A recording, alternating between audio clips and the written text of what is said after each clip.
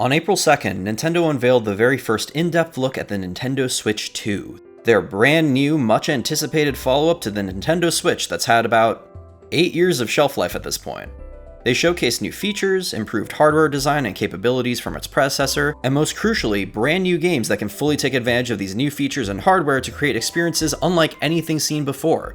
And what they announced did get people really excited. Mario Kart World, an open-world Mario Kart game, a 3D Donkey Kong title, another Hyrule Warriors game, and none of that is to mention all of the existing and upcoming third-party titles that are confirmed for Switch 2, the newly announced exclusive FromSoft game, or the fact that the Switch 2 is backwards compatible with the Switch, meaning that the existing strong library from the previous console is easily playable on the new one.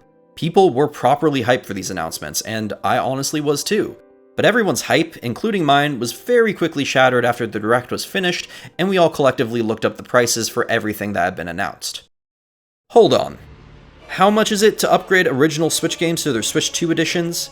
Mario Kart World is $80? You have to pay for a system tutorial?! Needless to say, the unveiled prices of a lot of these items pissed people off something fierce, and might have actually damaged the momentum of excitement that was building for the Switch 2. Nintendo has always relied on the strength and quality of its brands to get away with business practices that might otherwise have led to backlash if other publishers attempted to pull them off, but given the online discourse about the Switch 2 in the past few days, I think they might have actually crossed a line here. All that I see anyone talking about when it comes to the Switch 2 now is the price of everything, something which has been made worse by certain real-world events that happened at the same time. So let's break down exactly what's making everyone so upset. Starting with what could be potentially considered the least egregious thing, the upgrade packs. Nintendo announced that certain first-party Switch titles will have an optional upgrade attached to them called the Nintendo Switch 2 Edition, which basically enhances the game with new features that take advantage of the Switch 2's hardware capabilities and, in some cases, adds extra content. Now, this could be fine depending on how much Nintendo will charge for these upgrades, but that's precisely what we don't know yet. However, what we do know so far doesn't exactly paint a super encouraging picture. 5 games have been highlighted as having upgraded editions, though 2 of them are dual Switch and Switch 2 releases that aren't out yet. A couple of them boast adding new content, those being Super Mario Party Jamboree and Kirby and the Forgotten Land, but the rest mostly have things like improved performance or better graphical capabilities listed as features. Breath of the Wild and Tears of the Kingdom also have this phone app integration thing to help you map out your route, which is just strange. I can't see how it's more immersive to explore the worlds of those games with a literal GPS barking directions at you. For the new Pokemon Legends, the only feature they list is a higher frame rate and resolution. As an idea, this isn't inherently bad. I think most people would be on board with paying a little extra for enhanced versions of a game they already own that's now on better hardware. The sticking point is just how much the game gets enhanced, and if that justifies the price. Like I said, more content is welcome, and I think it's a great way to get people to buy the upgrade.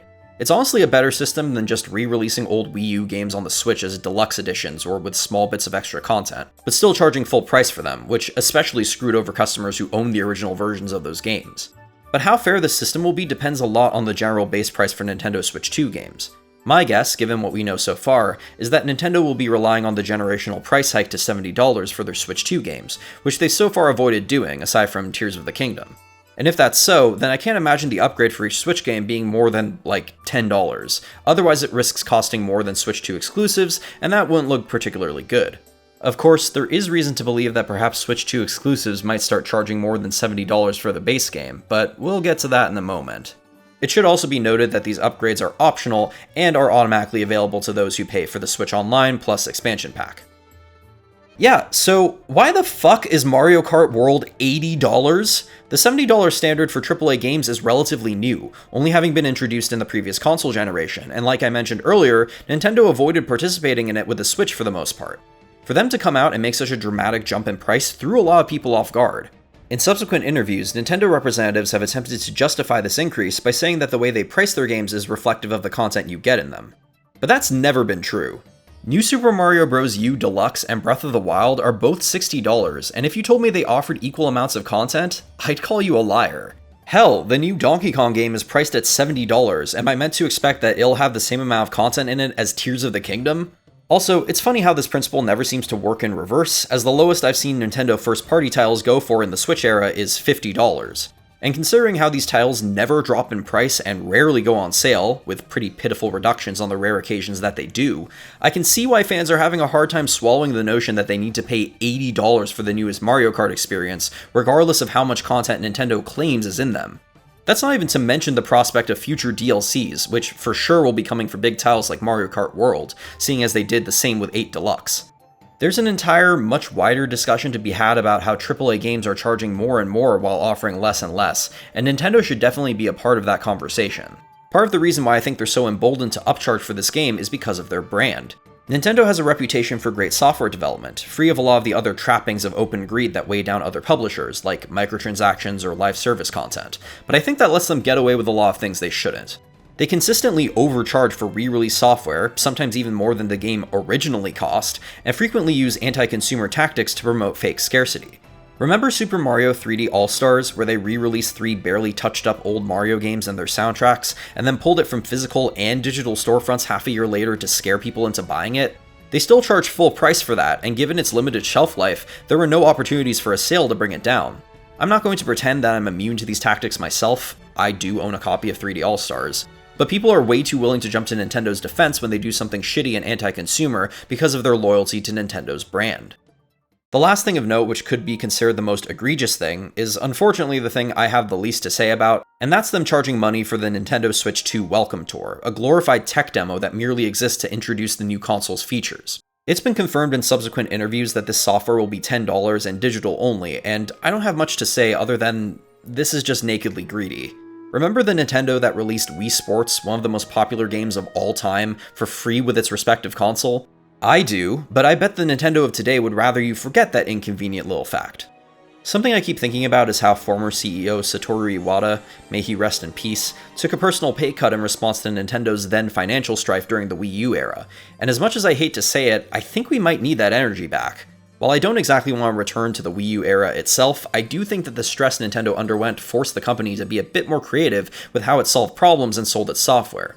But the overwhelming success of the Switch has enabled them to just stop caring because they're too big to fail. So every year, Nintendo becomes more corporate, more brazen in their business tactics, and less willing to budge because they think their loyal fanbase will stick by them no matter what they do. And the thing is, I can't exactly say they're wrong for thinking that, the evidence is on their side. And so we've arrived at the apotheosis of Nintendo's greed, and it's all anyone can talk about now. It doesn't help that the Switch 2 is their most expensive console so far, jumping up from the Switch's $300 price tag to $450, or $500 if you buy the bundle that includes Mario Kart World. On its own, I think people might have accepted the price increase for the console given its new features, though I still think Nintendo is likely overselling how much has ultimately been improved when it comes to technical aspects. But for the games? No way! Perhaps Mario Kart World was priced the way it was to encourage people to buy the bundle and save $30 instead, but I don't think that really excuses the game's base MSRP. A lot of people were quick to blame the Trump tariffs as the reason why everything Switch 2 related is so expensive, and believe me, I'd love to blame this whole thing on him, but those were announced the same day as the Nintendo Direct aired, and the prices in other territories are roughly equivalent to their US counterparts, so we know that's not it. Unfortunately, what is true is that the tariffs probably are about to make the prices of physical hardware a lot worse, as Nintendo went so far as to pull pre-orders in the US while they assess the situation. And I bet that even if or when the tariffs end, they're still going to try and keep the new price they've negotiated for their own benefit, so they can make even more money. I haven't even gotten into lesser discussed aspects of the Switch 2's price plan, like the fact that the new C button that they put so much emphasis on is apparently useless without a subscription, and their game chat feature requires a separate $50 camera add-on if you want to see your friends' faces. To the people considering buying that thing, just use Discord instead. It's free, and if the presentations of game chat are anything to go by, Discord streaming tech is way better. So I guess only time will tell how this foray into increased pricing will fare for Nintendo, and if it will ultimately hurt the Switch 2's sales or not make a lick of difference. Unfortunately, the cynic in me thinks that the latter is more likely. Nintendo fans are notoriously loyal, and I honestly wouldn't be surprised if some of them show up here to berate me in the comments if this video does well. But given the online backlash to these announcements and how the price of the Switch 2 software has eclipsed all other discussion about it, this very well could be the straw that breaks the camel's back. The live chat in the Nintendo Treehouse following the Direct was spammed with messages saying to drop the price, so this clearly pissed a lot of people off. And for us consumers, I can only see that as a good thing. Remember, when the 3DS came out and it didn't meet sales expectations, it more or less forced Nintendo to drop the console's price. If the unpopularity of the Switch 2's pricing is widespread enough, it could have a similar effect, and I kind of hope it does. If not for the benefit of people who play Nintendo games, then for the benefit of the rest of the game industry's consumers. Publishers are practically salivating at the idea that GTA 6 could be the first $100 AAA game, and Nintendo has just given them a head start on raising prices even further if their little Mario Kart World scheme succeeds. And we shouldn't want that, that's bad for everyone. We're currently in the middle of a time where the cost of living and basic necessities is becoming increasingly unaffordable, which is a reality that AAA game publishers seem completely oblivious to as they continue upcharging their customers and utilizing predatory monetization models. I guess I'll say that if you aren't happy about what Nintendo is doing with the Switch 2, then you could boycott it. I'm not saying anyone has to, you can do what you want with your money, but if this pricing scheme does bother you, then you can vote with your wallet. It's basically the only way to send Nintendo and the rest of the game industry a message in terms that they're willing to hear. Was I excited for the Nintendo Switch 2 and all of its announcements? Absolutely. Does that mean I'll overlook the giant elephant in the room that is the ridiculous cost of admission? Absolutely not. Don't let them get away with this, and who knows, maybe they won't. We'll just have to see. Thanks for watching. More videos coming soon. Please subscribe. Alright, bye.